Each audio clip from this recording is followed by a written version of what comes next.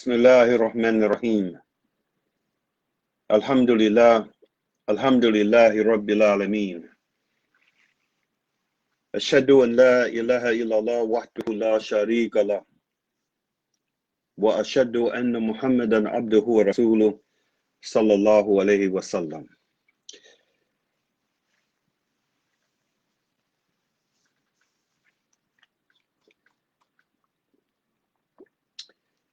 Assalamu alaikum. Peace be unto you.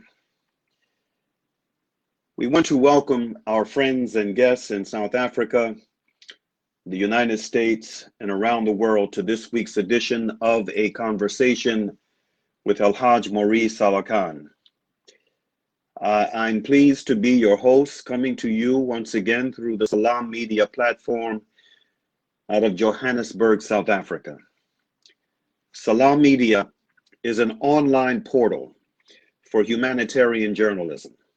We don't just report the news, we advise you on what you can do about it. Brothers and sisters, friends around the world, today's program will entail one-on-ones with two very special guests.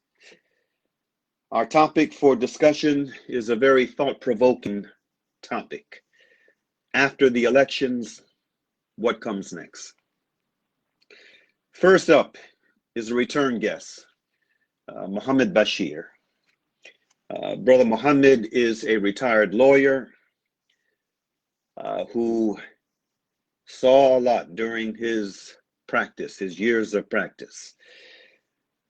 He is also a social and political commentator and a businessman. And we are happy to have him back. Without any further ado, let's bring him on, Brother Muhammad Bashir. Assalamu alaikum rahmatullahi wa barakatuh. Thank you for having me. Always a pleasure in company, good brother. Wa alaikum salam rahmatullahi wa barakatuh. I'm doing fine, brother. How are you doing? Alhamdulillah, things are well. Can I just do a little shameless plug real quick? Sure. I saw one of your favorite brothers, Brother Yusuf Rios, Imam Yusuf Rios, and he was talking about the impact that artists have on our communities. And he said we could either submit to having the Cardi B's of the world impact our children, or as artists, we can step forward and begin to assert ourselves and our deen in our faith. So my shameless plug is, you see this sweatshirt I'm wearing here? Yes. This is a leftist t-shirt, L-E-F-T-I-S-T, Muslim band, probably the baddest band in the land that nobody hears about. They just released their album. It's you can find it on any stream. They just did a promo for a Muslim women's shelter in North Carolina. So if you were to be able to purchase the album, the money would be going not to them, but to the shelter. So, I mean, that's the kind of effort. And by the way, the music is probably some of the best you've heard since maybe what's with Marvin Gaye. I'm telling you, they really wreck it, and they take hip hop and soul and mash them together with some Fela Kuti, with some Latino, with some Iranian beats, and they do something really, really unique as Muslims. And I think the Muslim world is probably waiting for this kind of rebound on the consciousness of our children. So, inshallah, shameless plug out of the way. Thank you for having me. Well, you know something, Brother Muhammad, that is not a shameful plug, because you know, it's interesting, Aki. The very last question I was going to put to you is in response to something that I put out and you responded to, and it had to do with this. But now it has become the first, the opening topic of conversation. For my Facebook friends and other friends and supporters within the social media sphere, on one of my pages, I came across, actually it was on one of the pages of the friend of a friend, and when I saw it, it grabbed my attention. It was a meme from Will Evans, who's I did a little background research on him. He's a young artist out of California. He said, quote, "Blacks should ban negative music starting today. and this is the only negative part of his message, if a nigga ain't talented enough to make a hit without talking about killing, hitting licks, hoes, and nonsense, then she shouldn't be allowed to participate in this culture. Now, aside from that one unfortunate word that he chose to use, which also should be banned by conscious folk within our tribe, this was a very positive message that I shared. And your response was, quote, that would mean the culture would support those who are dropping positive, uplifting messages with quality music. Can we say that? I'm streaming the band Leftists, all right, and their newly released album Strength on YouTube. Best music I've heard in 20 years. And I don't see the 1 million followers or likes like Lil Wayne has. Lil Wayne. Right. SubhanAllah. So, alhamdulillah, we start out with that, get that out the way, and we both agree, Aki. We agree 100%. Alhamdulillah. And I'm going to have to check Leftists out myself. Check them out, bro. You'll be moved. Let me put it like this. As a Muslim, you'll be moved. Okay. Especially if you like Marvin, if you like Gil Scott, if you like the Roots, if you like people who are really put it on the line and also will allow you to pop your fingers or nod your head, but you take a message from it that makes you want to move, makes you want to do something better. Okay. It's there. Alhamdulillah. All right. Okay, my brother. Now I wanna go to right into the mix. We want to talk about, all right, after the elections, what comes next. You published a couple of very thought-provoking pieces on Facebook that came to my attention. One on October 31st, days before the election. You said, quote, "In no other time in my life have I felt so disappointed by the response of Black America." Let me take that back. Remember when the children were dropping like summer leaves on a freshly fall day in Atlanta? The media called them the Atlanta child murders.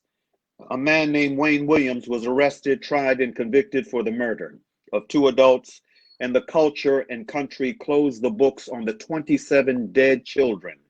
And that was just the ones they found.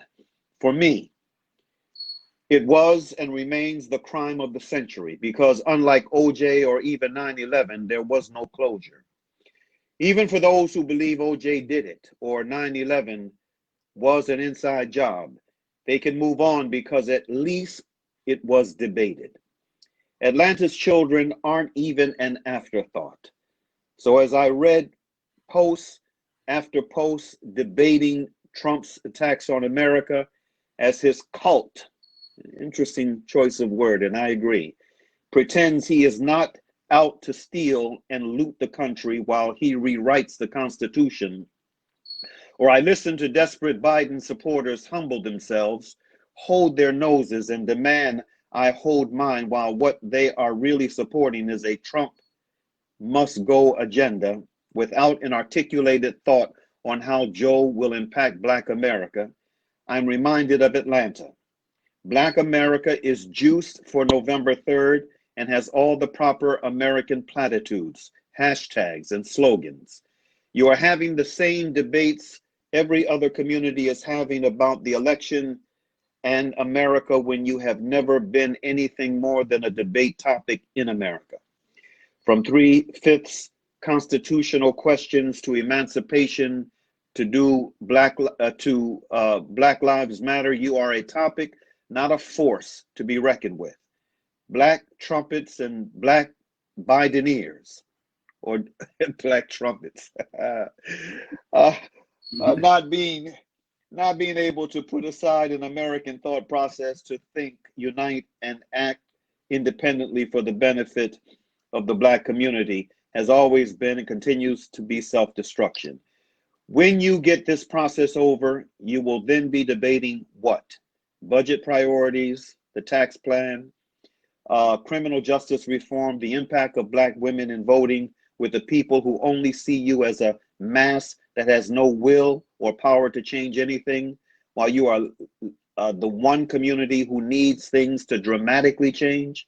Mark my words. Your experience in America is uniquely different from every other community. Until you put them aside and focus on you, you'll always be as ignored as 27 unsolved or undebated Atlanta children. I was disappointed until I remembered you are who you are. End quote. And that was on the 29th of October, a few days before the election. MashaAllah.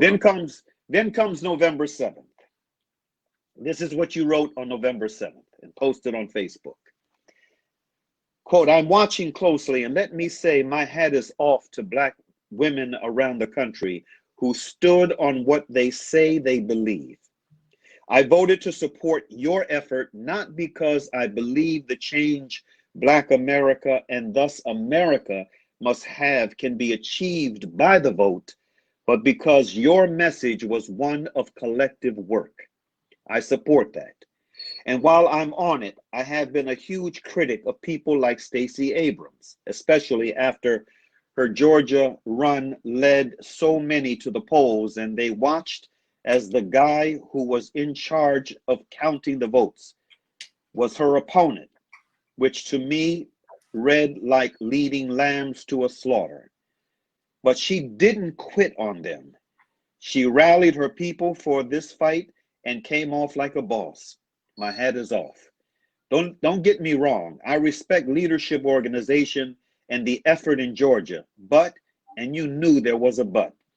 I pray this is a start of an understanding that America changed the driver, but the car is still running. The value still the same.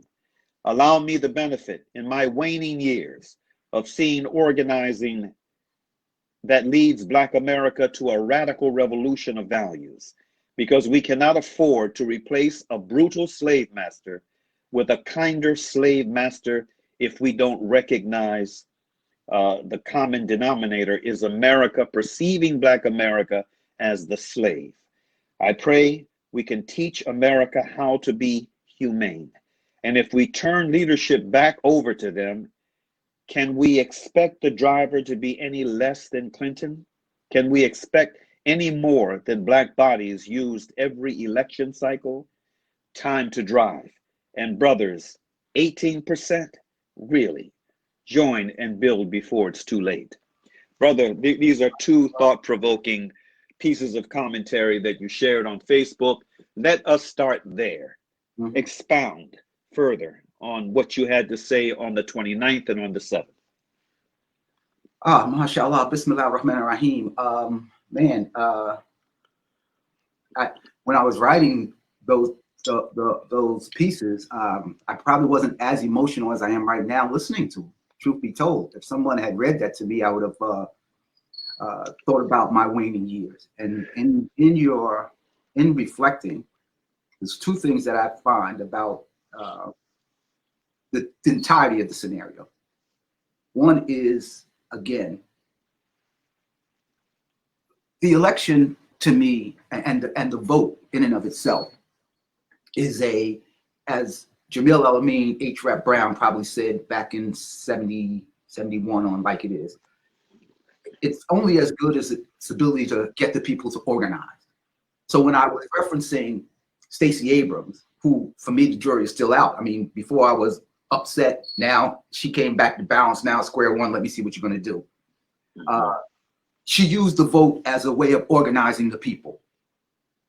What happens though in the Black community is that the Black community rallies around platitudes and incidents and slogans without the necessary step forward, the next step. The step was get rid of Trump. I hope no one thinks that the Black community came out to support Joe Biden, with the exception of the Jim Clyburns of the world and the people who think like him, and maybe even the Stacey Abrams of the world, the people who are embedded in the Democratic Party. Black people came out because they saw potentially a despot, someone who was inarticulate, someone who was disrespectful to Black America, disrespectful to all America, and Black people inherently, especially the young Black people, were inherently upset that this guy would ride shotgun over the country while they were still trying to find a way to embed themselves in it, trying to find ways to become make the culture change, and make the culture change for the better. George Floyd really set a watermark for a lot of these kids. But for the older generations, they do the same thing every generation. Every 2 years, they call out black bodies. Every 4 years, they call out black bodies. They don't call out black intellectuals. They don't call out black thought process, because they're not talking to the masses of black people. They are using black bodies for the purposes of moving an agenda in, and that agenda now is Joe Biden. So again, so when I say, do you move from the brutal slave master, Donald Trump, to the kinder, what appears to be the kinder slave master? See, because we thought Bill Clinton was the first black president. Until we begin to, some of us did. Right. I mean, that was the moniker. That's the slogan that I'm talking about. And again, I'm not. Yeah. I think Jim Clyburn is a joke with his slogan. But we bit on that. We bit on that black president thing so that we could feel like we were included in Bill Clinton. And then what did Bill Clinton do? Ushered in private prisons, ushered in the criminalization of immigration, ushered in mass incarceration, you know, on the back of our communities, because he didn't see our community as valuable except as defined by white value system.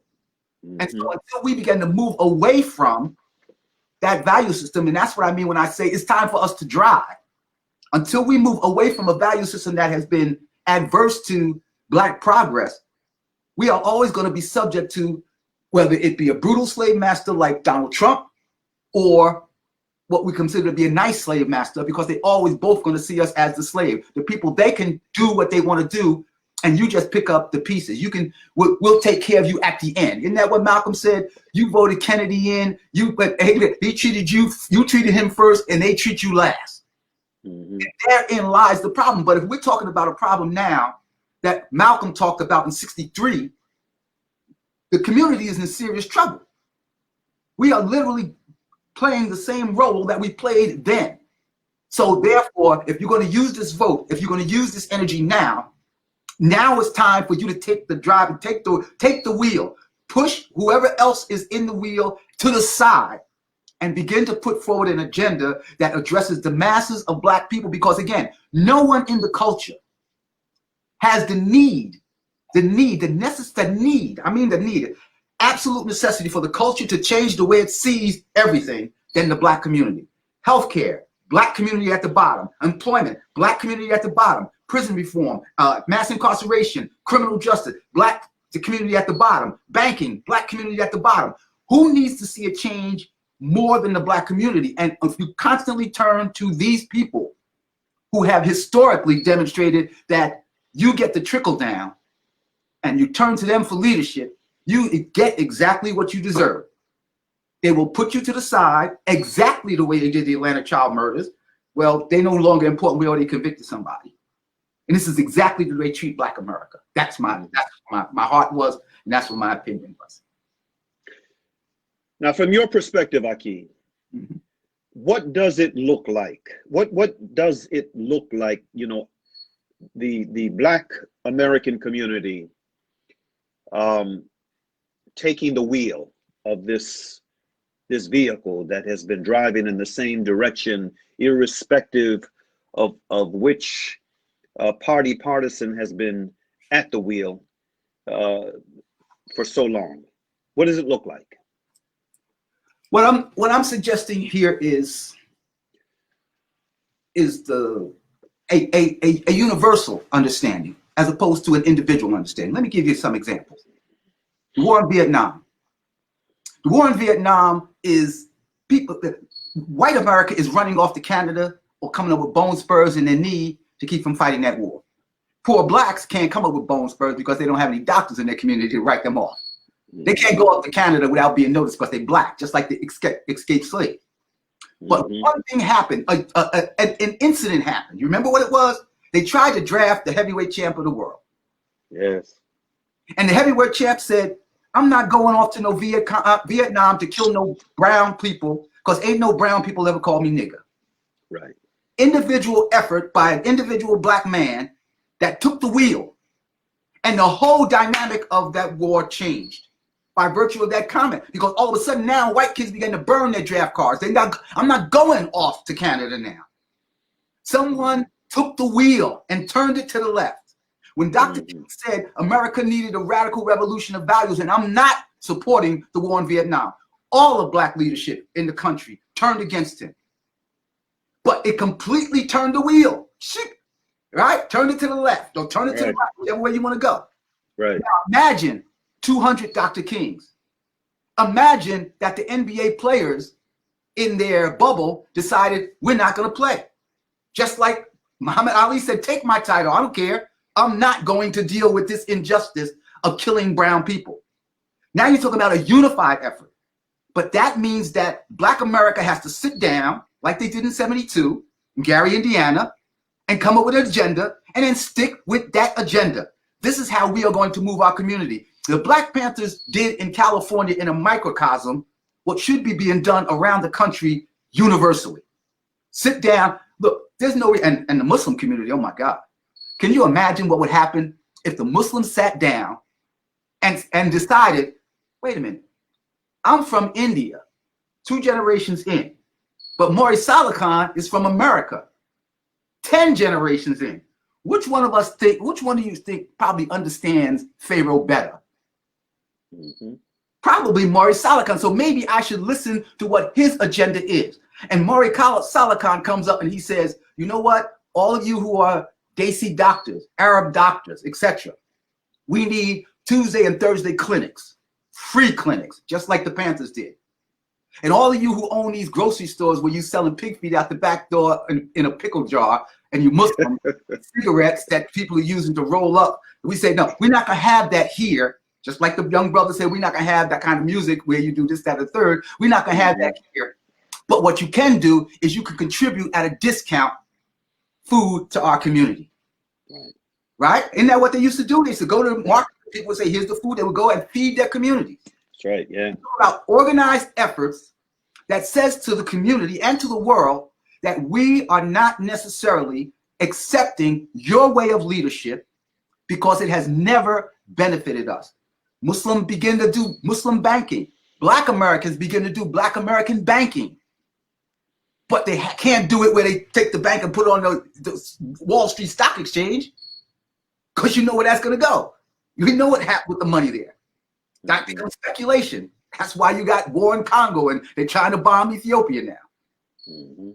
But that collective work, that's the necessary part. That's what I see. I see now, and oh man, an unbelievable opportunity for the Muslim who's born and raised here in America, especially this indigenous so-called Muslim who is Black, to be able to grab a hold of the reins of leadership and to begin to show the world, 1, Islam, 2, okay, we consider ourselves Black Americans, and this is the history of Black America, this is what has been done, and this is how we're going to move forward, and take the wheel of leadership. That is, whether you decide to be a politician, then you have to speak truth to power based on an agenda that comes from your experience.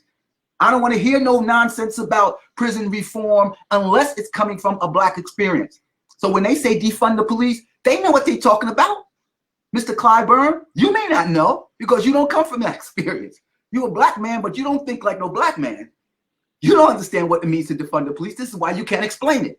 This is why you're upset with the so-called young Democrats. But the ones who can explain it, organize, organize, organize, to quote Kwame Ture.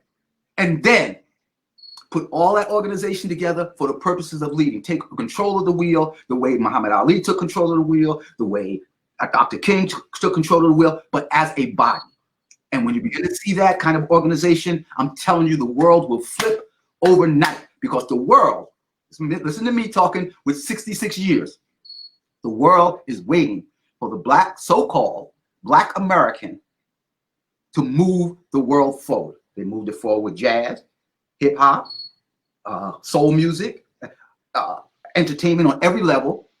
And if you look at it intellectually on every level, your Dr. Benz, your Van Sertimers, your your Francis Welsings, your Amos Wilsons, every level that you can think of. If you look around, you'll find your Malcolm X. You find people that I was at Hajj, brother, and the brothers was quoting me Malcolm from the autobiography of Malcolm X. Think about that. Think about the impact that this struggle here is having. That's what is missing because it's individualized. When it comes to the point to where autobiography of Malcolm X becomes critical to the understanding of every black man and black woman here in America, and they organize around the principle that he is articulating there, they organize around the principles of Dr. King that he articulated in his I Have a Dream speech, the first half, where he tells people we coming to get our check, where we trying to unite the poor people. We're going to put up a tent city in Washington, D.C., and we're going to stay here until we get what we deserve. Then you're talking about completely changing, radically changing the thought process of America, because white America has no need to change. They are acceptable. They are accepting of the way things are. The only difference is that Trump pushed them to the extreme limit. So they now don't want to come back to the Bill Clinton, Ronald Reagan kind of leadership, as opposed to a radical revolution of values. Speaking about the mainstream American public and the tensions that have been created within that mainstream. I mean, we do have a lot of folk of the lighter hue who have good hearts, sincere minds and intentions, who recognize the danger of this character that's been in office for the past 4 years and what he represents on a larger level. But then you also have the sycophants who blindly, well, many of them blindly follow him, and others willfully, you know, as you stated, as a cult. With that being said, I'd like to get your perspective, both from the the hat you wear as a retired lawyer, well versed with U.S. constitutional law and how the machinations of government are supposed to run in this country, and as a social and political commentator who comes from the African American tradition, which is very unique, as you've correctly pointed out, very unique in perspective, very unique in sensitivity, very unique in what it has to offer in the area of reform. From that perspective, let's get your thoughts on what just took place this weekend here in Washington, D.C., where you had this so-called Million MAGA march. You had you had these thousands of folk that descended on downtown Washington. I believe the convergence point was Freedom Plaza, and they marched from there to the U.S. Supreme Court with the purpose of conveying a very clear message. What are your thoughts on this mobilization that we're seeing, a very hyper mobilization in defense of this character who continues to cry foul in the elections that just took place? What are your thoughts? There are two things. There are two things that I deal with. I do a show on Heritage Sports Radio Network, HSRN.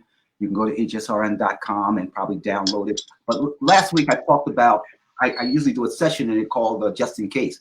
And I compare a case, and I take the case, I explain it, and then I give you social impacts. You know what case I chose last week? What's that? California versus Charles Manson. You and I are old enough to understand Charles Manson and Helter Skelter. Yes. Helter Skelter, for those who don't know, was a song by the Beatles that a guy named Charles Manson took, and because of his psychedelic drugs, et cetera, he came up with this thought process. Now, people say he came up with it, but listen to the thought process. There's going to be a race war. And in that race war, the black man is going to win, and they're going to kill off as many whiteys as they can. But they'll be too ignorant, having followed white thought process all along, to know how to govern. So he'll squat in the desert, and then they'll have to come looking for a white man to lead them. And he'll be that dude. He'll be the joint. Mm-hmm. That was his Helter Skelter. That was his thought process. That thought process sounds uniquely like the thought process that goes on here today, but they call him crazy. What he did was, to start this helter-skelter, was, since black people wouldn't bite on his rhetoric, they went out and they killed Sharon Tate, for the people in the house, an actress. And then the LaBianca family, they killed them, butchered them, and they painted on the walls things like pig, this, that, and the third. It was supposed to be the people who realized the black people did it. And then they would come after the black people, and the black people would fight back, da-da-da-da-da-da. They descend here on Washington, D.C. like a cult. And I use the word cult because I understand Charles Manson, because I understand the mentality of people who just follow blindly. The kids who did the killing for him followed blindly. When they come to Washington, D.C., think about the mentality. They come to Washington, D.C., the nation's capital, 45% black, by the way, but the bottom line is they come with their attitude. They don't come for peaceful protest. They come for their attitude. What do I mean by their attitude? Take a look at your footage and see how many of them were masked up. Because in DC, you got mandatory masks. You got to wear that mask. But they were allowed, because the privilege of being white in America, the uniqueness of having the power in white in America, is that you can go where you want to and do whatever you want to do. And this is what the cult leader represents. Because he has never said to them, honestly, that masks help. They don't care about anything but their lifestyle and their way of doing things. This is why they can never afford to lead you, because they don't care about anything but them. That's the nature of the cult. He is the cult leader, and they follow whatever it is he says. If he says jump off a bridge, they jumping off the bridge. Trust me on this. When he said liberate Michigan, what did they do? They marched on the Capitol with guns. That's right. He said liberate Virginia. What did they do? They marched on the Capitol with guns because he said so, not because it was the right thing to do. They don't care about the right thing to do because the leader doesn't care about the right thing to do. Charles Manson didn't care about the right thing to do. All he wanted to do was be the leader. Doesn't that sound eerily familiar, even though at a large scale? So they come in here as super spreaders in DC. And what did he just do in all of those places where he had his open rally? He became a super spreader of COVID. Cult-like behavior. So when I'm looking at it as an attorney, that's what I'm looking at. I'm looking at these guys have no understanding of precedent. They have no understanding of the law. They have no respect for the law. And so therefore, they believe they can do whatever they want to. I was really surprised. I think the mayor didn't shut this thing down because, again, you have the right to peaceful protest, but one of the parts of the law is that you have to petition the government, say we're going to come and we're going to have a march, and then they give you a permit to march, and they tell you the parameters. They're not taking away your right to peaceful protest. They're just saying here are the parameters, right? So let's assume they had decided to come to DC and all carry their AR-15s. You don't have that right in DC. You don't have the open carry in DC. So she can eliminate that. But same thing she could have done with the mask. If you come here and you want to protest, as a matter of law, we wear masks. The fact that they didn't do that, that speaks volumes of the nature of the mentality of black leadership willing to follow or to submit to a leadership that cannot direct black people or America in a direction that is positive. As a commentator, these are the kind of things that nobody is really telling you about. They're not really telling you about this guy in the White House and his people, the people who supported him at maybe 62, 65% of whites in America voted for Trump. Now think about this. This is the guy over close to 300,000 dead people over Corona. Here's a guy who knew how dangerous it was according to reports and never reported it to the people. Here's a guy who knows, based on his CDC and all the experts, that wearing a mask and social distancing will have prevented much of what went on, but he still doesn't do it. He can still keep hinting that it's a hoax, and his people are following him blindly. So if I'm a commentator and I see that, I don't see that as inconsistent with his behavior that he will not accept his defeat in the election. I don't see it separate and apart from it. I see it as the same mentality. The mentality that, don't worry, look, I'm the true leader. This guy is not the true leader. And the people are coming here because they're saying it's not the true leader. All you have to do is go look at some of the videos on some of these court actions And look at these My Cousin Vinny lawyers that he's bringing up there. Some of these guys should not, some of the arguments they're making are so juvenile. They're like not even first-year law school arguments. Don't know what hearsay is? We were told that so-and-so and so. And the judge said, well, isn't that hearsay? I mean, show me some facts. Well, that's a true statement because so-and-so said it. It's called hearsay, sir. You can't come to court with hearsay. But this is the level that they have dumbed America down to the point to where they don't care about what it says, what the law says, what the righteousness says, or even what the vote says. They just care what the cult leader says.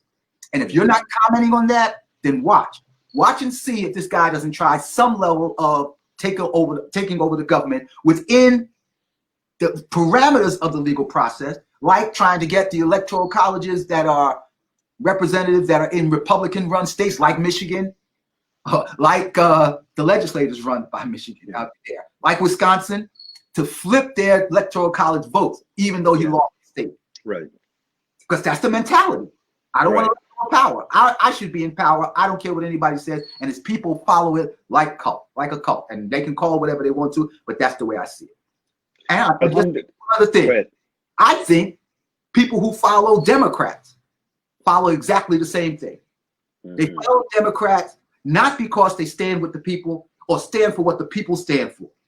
This is why the first attack out of the Democrats' mouth was against Alexandria Ocasio-Cortez, the so-called progressives. We lost these House seats because of these progressives and their slogans like defund the police, Green New Deal. Otherwise, we would really have control of the House. That's that same cult-like mentality.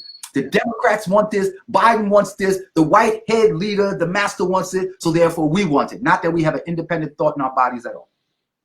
Alhamdulillah, brother. I couldn't think of a better place to end our conversation on today than that. And inshallah ta'ala, we will be having you back again on this Salam Media platform. But until then, we bid you a thank you, brother, for your perspective.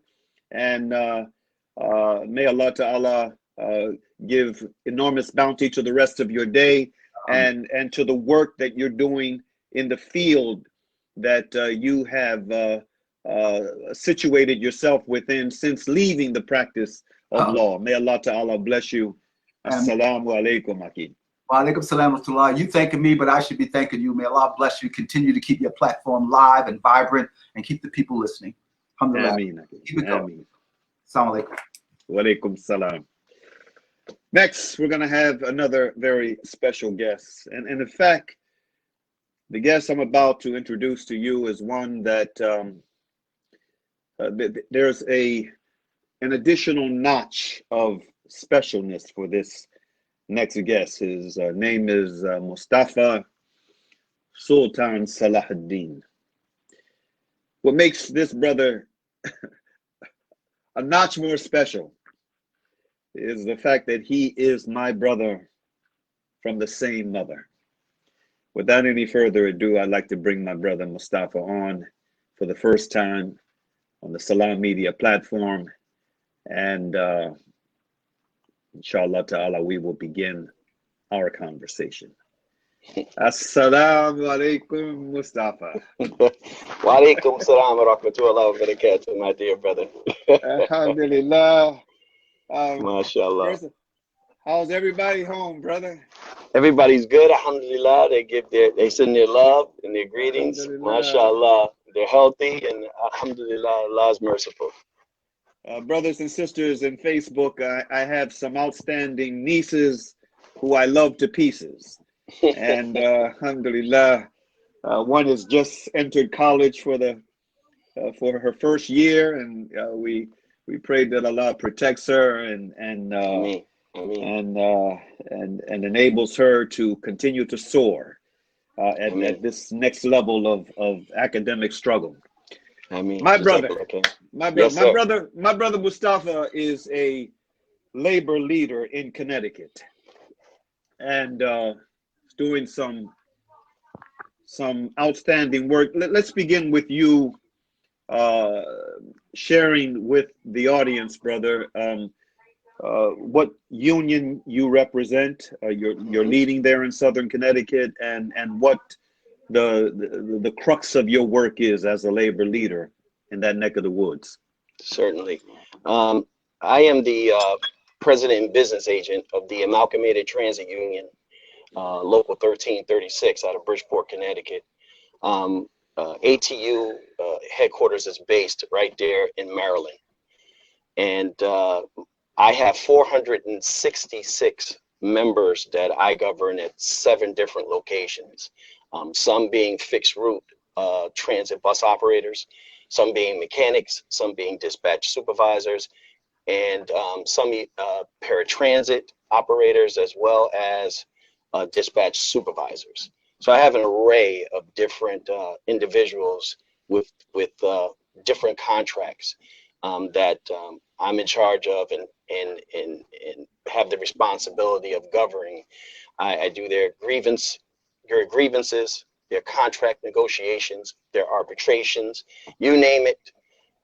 Sometimes I feel like a foster parent rather than a union president at times, because it is tedious work at times, but it's very rewarding in nature, because being a retired police officer of 25 years, the one thing that I always prided myself on was protecting people's rights.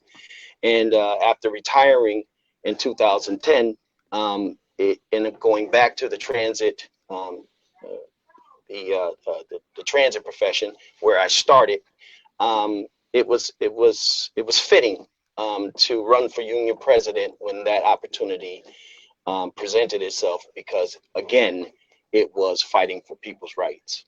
So that is the bulk of what I do. And I just, matter of fact, we just ratified a contract on the just last week, and that's being put up for a vote before the members. So it's a lot of work, and not only that, we deal with legislation, trying our best to get some laws passed that will govern transit operators, because transportation in the United States of America, the infrastructure is I will use the word weak, for the simple fact that we're so far behind other countries that this country considers third world. If you were to see their transportation, if you go to Europe and you go to all these other foreign countries and you see their transportation system, it works far better than the transportation we have in America in terms of infrastructure. The infrastructure, they spend a lot of money on their infrastructure of transportation, because it is their meat and potatoes, and it's also the fabric. It was that in America. It came from stagecoaches to trains, the buses, and but the powers to be don't view it as a necessity, just a commodity. So it's challenging. Alhamdulillah. May Allah bless you and fortify you in that challenge, brother. I mean. Our topic for today is, after the elections, what comes next? I'm glad that you referenced the fact that you are a retired police officer.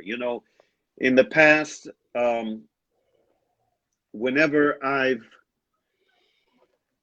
referenced my position on there being good police officers within a very compromised culture of policing in America, you are one of my reference points. You have been one of my reference points, and I know other individual police officers in different parts of the country, alhamdulillah, that are good officers that take the responsibility to protect and serve, seriously. But unfortunately, the system of policing throughout America has been compromised from day one. Absolutely. So alhamdulillah that, I can point to my brother as one of the better examples of, you know, what can be within policing. Although I should note that when my brother retired, it was under a circumstance, Absolutely. and I was glad that he did. It was under a circumstance where you came under attack and even had to go so far as to defend yourself in a court of law because of the kind of police officer that you had been for many years.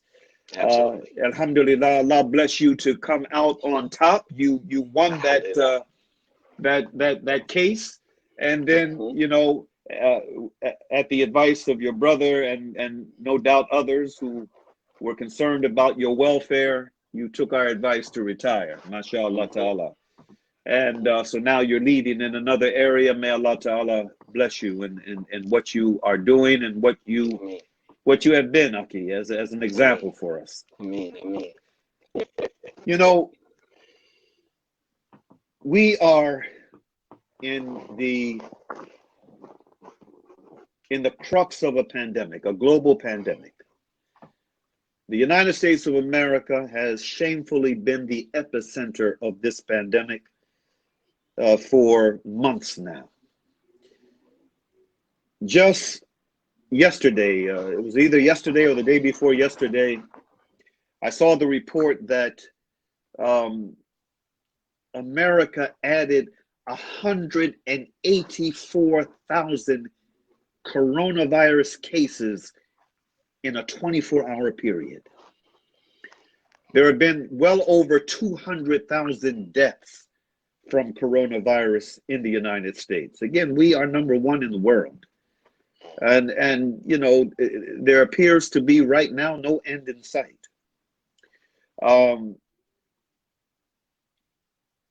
What you and I had a conversation, you know, maybe it was 3 months or so ago when New York, I don't know if it still is, I'm gonna have to go back and check, but when New York was the epicenter of the epicenter in the United States.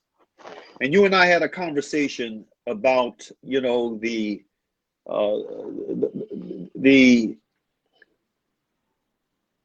condition that New York City was in, with the refrigerated trucks outside of hospitals, with bodies, and with, you know, the pats on the back that Governor Cuomo was receiving because of the perceived positive role that he was playing in the pushback. And you made a very insightful critique of Cuomo and, you know, the Democratic administration in the city that I feel is very important to revisit now for this conversation. What comes next? Could you share with us what that critique was of Cuomo and, you know, looking at what was going on in New York vis-a-vis the coronavirus and how you were viewing it as a labor leader out of Connecticut? Well, it's no doubt, you know, Cuomo is a good leader, but under this pandemic, he took the opportunity to seize a moment where it could make it could represent something that would make him look grand. You know, what people don't understand is some of the injustices that were going on during that same time that he stayed on our television set. Like you said, there was people dying on a daily basis. They had refrigerated trucks, tractor trailer trucks that were housing the bodies, and that, as we speak, is starting to it's at the beginning of that end now. There's people dying in New York City every single day in the hospital, and they're being placed in those refrigerator trucks again. These trucks are showing up, and they're showing up in large numbers, and in anticipation for what's to come. And some of the people are already dying. Cuomo appeared to start having a rift with Trump over equipment that he needed for the state, and Trump would push back. But what was also found out that the respirators that were being given to the city of New York were not all being utilized in the city of New York. As a matter of fact, there were very accredited reports that the New York State was actually selling some of those respirators to other states. They received them for free, and they were selling them at a tremendous market price. And these are facts. These aren't just conspiracy theories or someone saying that what they saw. This was investigated, and it was found to be true. So Cuomo tried to seize a moment of despair to catapult himself politically higher. There was people even saying he should be the president because he's handling this thing so much better than the actual president. And so, you know, during that time, I think Cuomo, that success started to overtake him to the point where he became very arrogant in that regard, and it's unfortunate. But it was plain as a nose on your face. Nothing was changing. A lot of blame was going on. The governor was blaming the mayor was blaming the governor.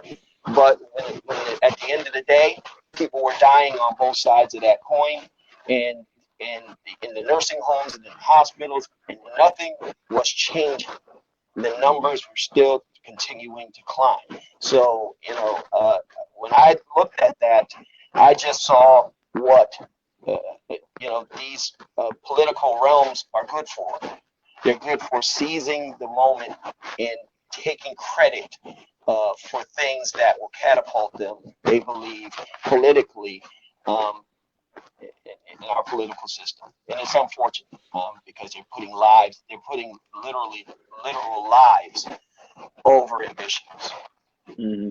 You had also said something about, and pardon me if I get this wrong, but and you can correct me.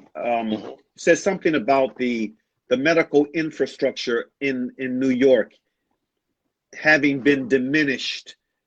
I don't know if it was under Cuomo or under his predecessor, but it had been diminished. Hospitals, I guess it may have been privatization, and then public hospitals being closed, etc. Because there was many reports about how people were also dying in their homes.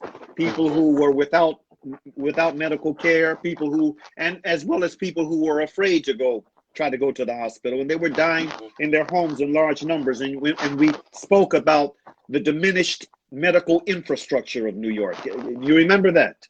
Yes, absolutely. And they were closing down a lot of the hospitals that they felt couldn't adequately deal with this pandemic.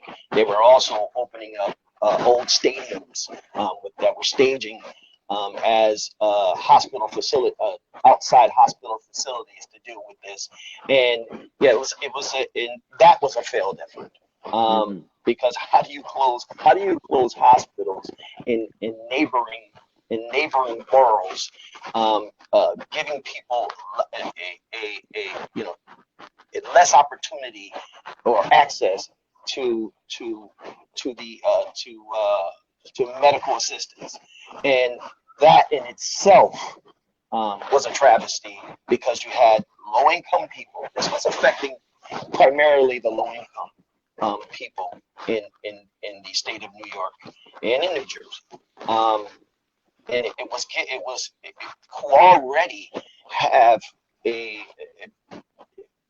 terrible access to medical treatment. And what that did was all it did was put an extra burden on it. And you know, there were Facebook accounts where nurses and doctors were actually going on Facebook and saying that they're allowing people to literally die weren't just these people were live streaming from hospitals and crying and pleading that somebody say something, that people start looking into these things, and people start protesting about these things because they're literally letting people die, because they had no solution to what this virus did in terms of how it riddled the body, and destroyed major organs. They had no answer to it, and the answer to them was keep them comfortable. Just keep them as comfortable as you possibly can. That's all we can do. And keep them comfortable and allow them to die. And this resonated across several states adjacent to New York and New Jersey, and this became the norm. This became the norm. Here we are going back into another phase of the pandemic, and it's starting to rise again with that same solution. They say they do have a vaccine that is promising, but that remains to be seen. The trial periods that it's in now is the side effect trial periods to see what adverse effect it would have on human beings. And there's been some clinical trials, and there's been some things that were reported about headaches, about a burning sensation, a lot of different things. But wow, it just remains to be seen where this goes now.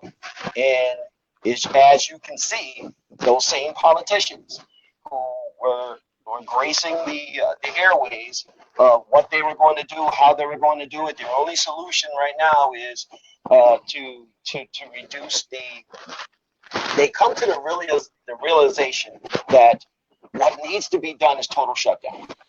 And now you see a different speech. When this pandemic first started, there were people who actually benefited from it. And now the whole perception of it is totally different, because now these same politicians are echoing the fact and primarily blaming Trump. And you can definitely blame this administration with the negligence that brought about this melee. You can certainly do that, but at the same time, you don't use it to benefit your own rhetoric. And they're seeing now that the whole narrative is changing to a shutdown period where we have to scale back what it is we allow people to do, and we may have to go into a total lockdown at some point to see if they can get a handle on this thing. And it's just unfortunate that people had to die as almost an experimental process of how this works. I mean, look what they did with our kids. They put our kids back to school. Trump said that he would not release funding unless those doors were open and kids went back to school. This administration was basically forcing you to put your children in harm's way. And now the schools are systematically starting to close. Connecticut closed as of yesterday. We got a robocall that stated that effective immediately until January 16th, all schools will go to virtual learning.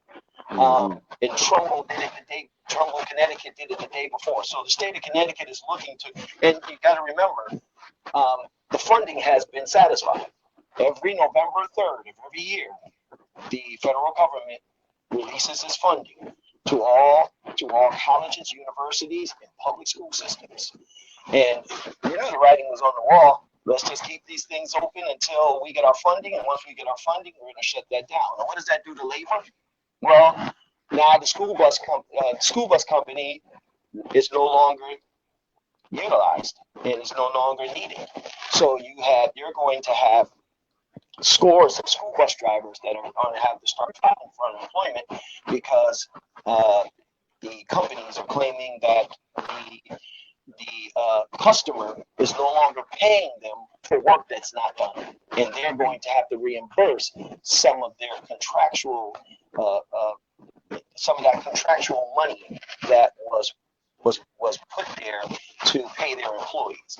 So this pandemic is going to develop another pandemic, the pandemic of economics, and there's going to be major closing. There's people who already closed for good, and this will shut the rest of those people who barely hung on.